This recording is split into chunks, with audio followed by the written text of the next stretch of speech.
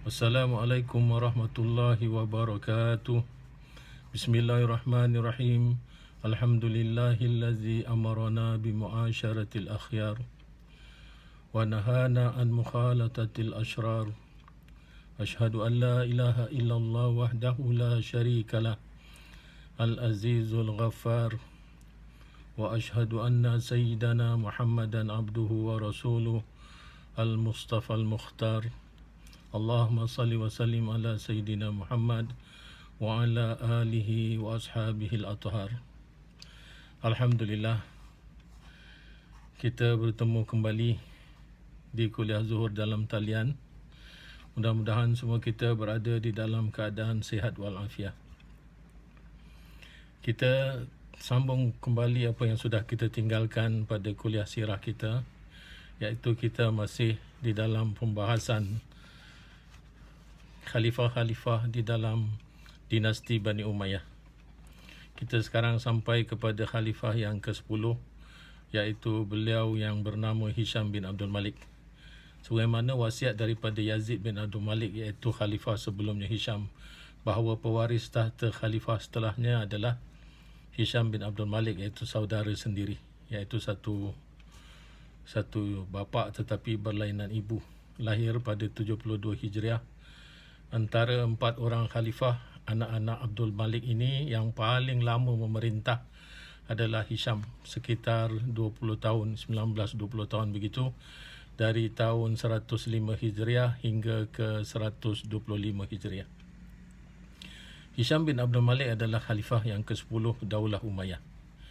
Ketika dilantik menjadi khalifah menggantikan saudaranya iaitu Yazid bin Abdul Malik, usia beliau lebih kurang dalam 35 tahun.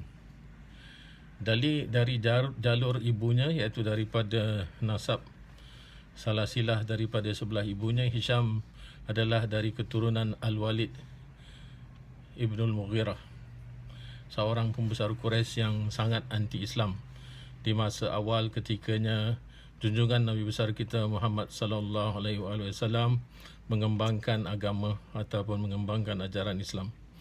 Malah ada beberapa ayat Al-Quran secara tidak langsung merujuk pada peristiwa yang melibatkan Al-Walid Ibn Al-Mughirah ini.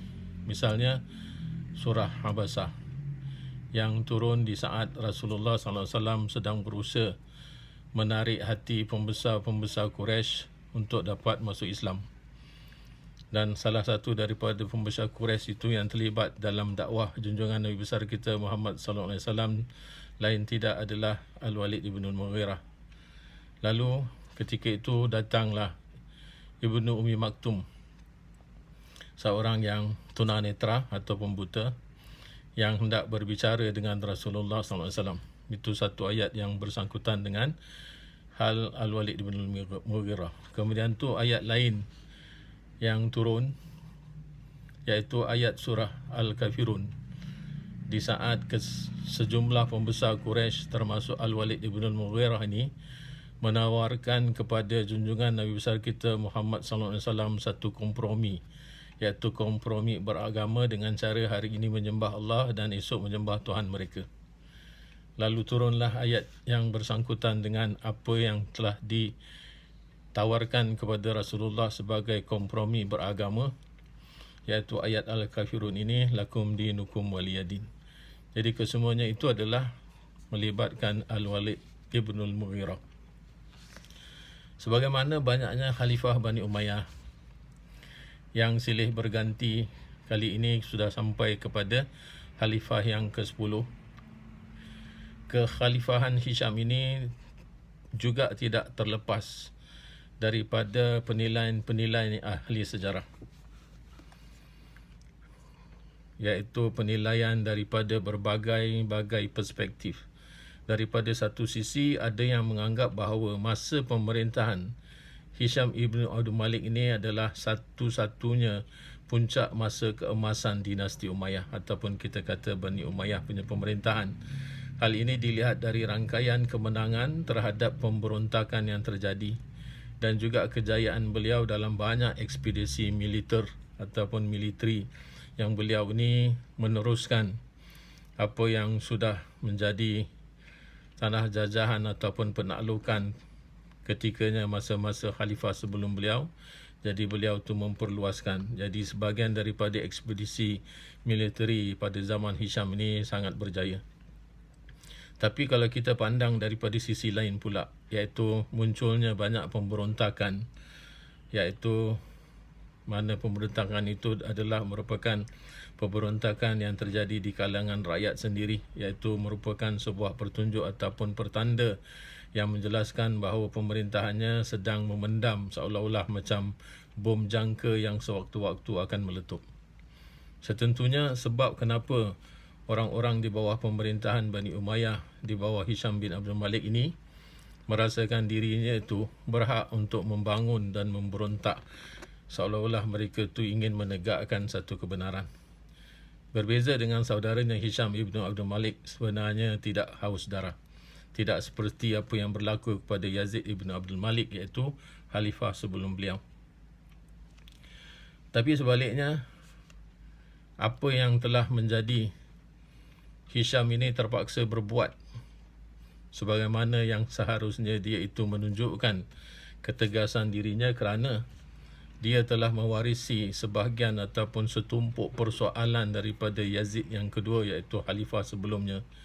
Hingga apa yang berlaku, mau tak mau dia harus menangani sejumlah pertempuran di berbagai sudut, sebagaimana pendapat mengatakan bahawasanya Hisham sebenarnya cuba nak mengembalikan suasana keadilan yang pernah dicapai oleh umat Islam pada masa pemerintahan Umar ibn Abdul Aziz, dengan bersikap sederhana dan menjadikan perang adalah merupakan saranan yang terakhir, iaitu dia kalau boleh tak nak menumpahkan darah, tidak mahu berbuat kekasaran. Tapi apa boleh buat, yang namanya Hisham ini bukanlah Umar ibn Abdul Aziz. Kita sendiri pun sudah mengetahui bagaimana peribadi Umar ibn Abdul Aziz, sebagaimana yang sudah kita ceritakan pada kuliah-kuliah yang telah lalu. Sebaliknya Hisham ini, walaupun dia itu agak mahu bertegas, tetapi dia tak mampu untuk meletakkan dirinya sama taraf dengan Umar ibn Abdul Aziz.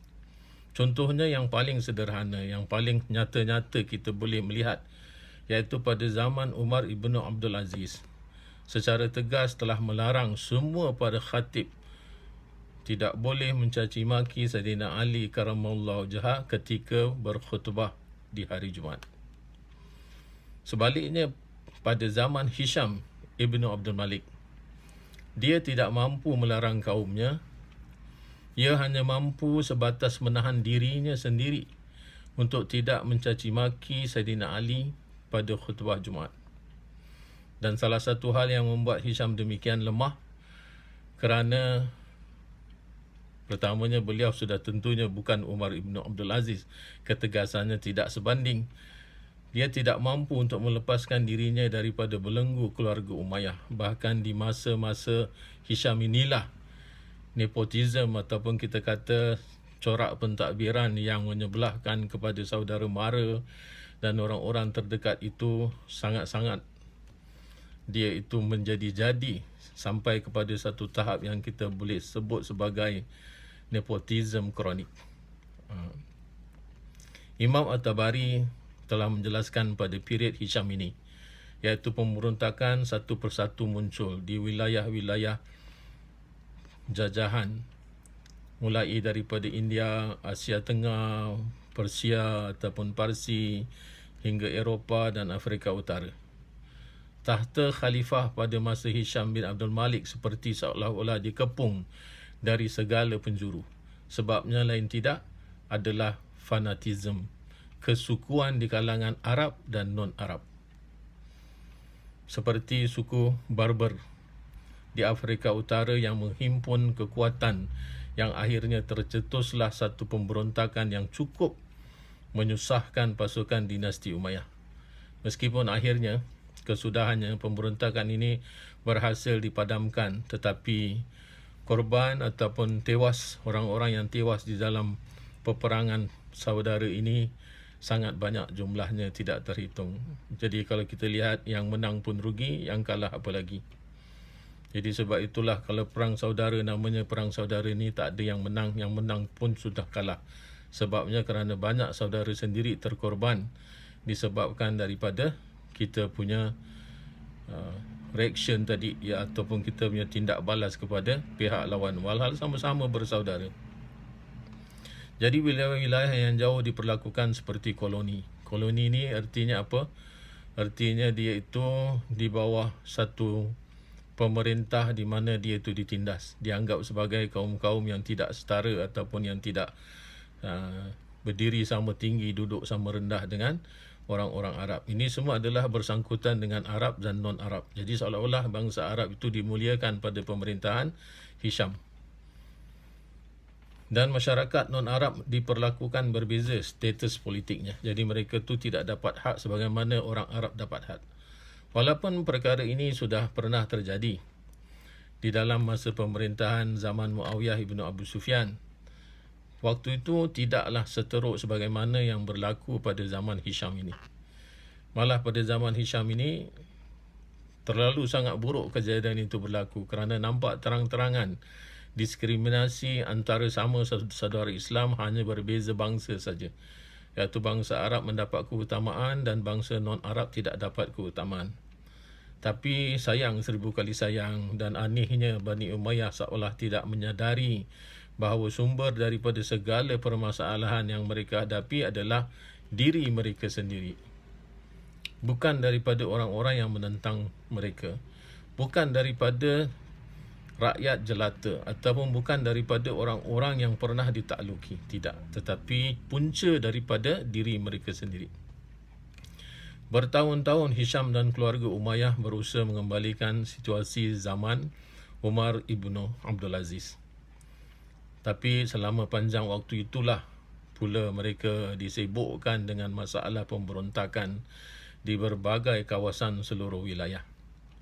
Kerana masa pemerintahan Hisham ibnu Abdul Malik ini adalah terbilang panjang, ya, lebih kurang 19-20 tahun. Padahal situasi tersebut lahir sebagai respon ataupun tindak balas atas melampaunya nepotisme dalam diri ataupun dalam tubuh dinasti Umayyah itu sendiri, iaitu di era yang paling jadi kronik sangat adalah ketikanya Hisham bin Abdul Malik ini memerintah. Kalau tuan-tuan pernah mendengar seorang yang sangat intelek di berbagai bidang, iaitu daripada negara jiran kita, Indonesia, beliau adalah Nadir Shah Hussein. Beliau telah mengemukakan satu artikel ataupun beliau telah menulis satu artikel tentang sorotan-sorotan beliau terhadap Khalifah yang ke-10 daripada Bani Umayyah ni lain tidak adalah Hisham ibn Abdul Malik. Beliau mengisahkan bagaimana Hisham tanpa pertimbangan telah mengangkat pamannya daripada sebelah pihak ibu yang bernama Ibrahim bin Hisham bin Ismail sebagai governor di Madinah dan memilihnya sekaligus sebagai Amirul Hajj, iaitu pemimpin jemaah haji. Pilihan Hisham ini menurut daripada Nadir Shah, dan kalau kita boleh rujuk kepada mana-mana pun kitab sejarah, ada yang mengatakan bahawasanya pilihan Hisham ini langsung tidak berkompeten ataupun tidak layak calon yang dipilih itu. Bahkan kebodohannya dalam hal agama diperlihatkan di hadapan banyak jemaah haji yang datang daripada berbagai negeri. Yang lebih parahnya, ia menyandarkan kredibel kata-katanya dari nasabnya yang ketika diurai secara terperinci oleh Nadir Shah ini ternyata berasal dari sosok yang oleh Al-Quran divonis sebagai penghuni neraka Saqar. Pada musim haji tahun 109 Hijriah, iaitu lebih kurang 4 tahun selepas daripada menerima kursi khalifah, Hisham telah melantik ataupun Hisham telah memerintahkan Ibrahim bin Hisham, iaitu pakcik beliau sendiri yang sudah kita jelaskan tadi, yang dilantik sebagai Amirul Hajj. Beliau ini berpidato di depan halayak ramai dengan membanggakan nasabnya. Apa yang beliau katakan di dalam ucapan beliau itu, beliau mengatakan, tanyalah apa saja kepadaku, aku akan dapat menjawabnya kerana aku lebih tahu dari semua kamu. Akulah keturunan seorang yang tersendiri dan sangat unik, Al-Wahid. Maksudnya adalah seorang yang Allah Subhanahu wa taala telah menciptakan sendiri sebagaimana yang disebut dalam Al-Quran. Artinya apa yang dikatakan oleh Ibrahim Ibn Hisham ini adalah merujuk perkataan tadi kepada firman Allah daripada surah Al-Muddathir, iaitu pada ayat 11 yang mengatakan zarni wa man khalaqtu wahida, biarlah aku bertindak terhadap orang yang aku ciptakan sendiri. Ini daripada surah Al-Muddathir. Menurut Imam Qurtubi, begitu juga Imam Suyuti dan Imam Ibn Katsir mengatakan bahawasanya rangkaian ayat surah Al-Muddathir daripada ayat 11 sampai ayat 26 adalah ditujukan kepada Al-Walid Ibn Mughirah yang tidak lain adalah datuk ataupun moyang daripada kakek daripada Ibrahim bin Hisham. Ia adalah salah satu tokoh Quraisy, sebagaimana yang sudah kita jelaskan pada awal tadi, adalah merupakan musuh yang paling kental, musuh yang paling sangat-sangat membenci kepada dakwah Rasulullah SAW. Dan hinggalah ayat yang ke-26 itu, surah Al-Muddathir mengatakan sa'uslihi saqar. Allah Subhanahu wa taala mengatakan kelak aku memasukkannya ke dalam neraka Saqar. Jadi bagaimana orang yang dilantik sebagai Amirul Hajj tidak mengerti Al-Quran dan tidak mengerti sababun nuzul, yang dia tu merasakan bahawasanya nama keluarganya, nama nasabnya yang disebut di dalam Al-Quran tu sudah cukup mulia, walhal di dalam Quran juga Abu Lahab pun disebut namanya. Ya, tak semestinya apa yang disebut di dalam Al-Quran, Fir'aun juga disebut di dalam Al-Quran. Tetapi macam mana peranan apa yang diceritakan di dalam Al-Quran itu, sebab apa diturunkan ayat-ayat itu, sepatutnya orang yang menjadi Amirul Hajj sudah sangat mengerti. Jadi inilah yang dikatakan sebagai tidak kompeten ataupun tidak dia itu layak untuk dijadikan sebagai Amirul Hajj, apalagi jadi Governor Mekah dan Madinah. Jadi inilah yang dikatakan nepotism yang sangat kronik. Pada zaman Sayyidina Osman, kalau masih ingat apa yang sudah kita ceritakan tentang bagaimana rakyat bangun bangkit, ya, kerana merasakan bahawa Sayyidina Osman juga adalah sikit-sikit mengamalkan nepotism, tetapi apa yang telah diberitakan ataupun yang sudah kita bentangkan pada ketikanya kita menceritakan Khalifah Osman, dia itu melantik memang daripada pihak kekeluargaan, iaitu dia lebih suka mengangkat ataupun melantik orang-orang yang ada hubungan kekeluargaan, tetapi beliau melantik seorang yang memang ada kaliber, memang boleh bekerja, memang sudah menunjukkan potensinya. Jadi nepotism beliau tu tidaklah separah apa yang telah dilakukan oleh Hisham bin Abdul Malik ini. Satu pemberontakan yang juga telah berhasil dipadamkan oleh Hisham bin Abdul Malik, dan pemberontakan inilah yang telah menyebabkan sebahagian daripada sokongan rakyat hilang daripada Bani Umayyah. Apa yang berlaku iaitu pemberontakan ini adalah daripada satu kumpulan yang dipimpin oleh Zaid bin Ali bin Husin yang terjadi pada tahun 122 Hijriah, iaitu tahun di mana dia hampir meninggal dunia, kerana dia meninggal dunia pada tahun 125 Hijriah. Jadi dia memerintah lebih kurang 19-20 tahun, iaitu di hujung-hujung pemerintahannya.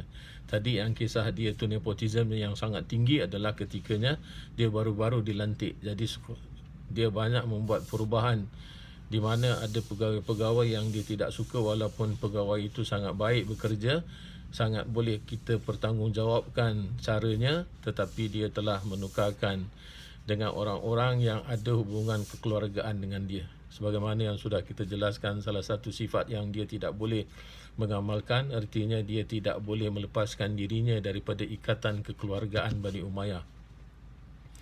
Tidak sebagaimana Umar ibnu Abdul Aziz. Umar ibnu Abdul Aziz adalah orang yang sangat tegas. Walaupun dia itu adalah merupakan Bani Umayyah juga, tetapi dia betul-betul telah mengikut jejak langkah datuknya, iaitu Sayyidina Umar ibn Al-Khattab. Kerana itulah dia berjaya di dalam pemerintahannya itu.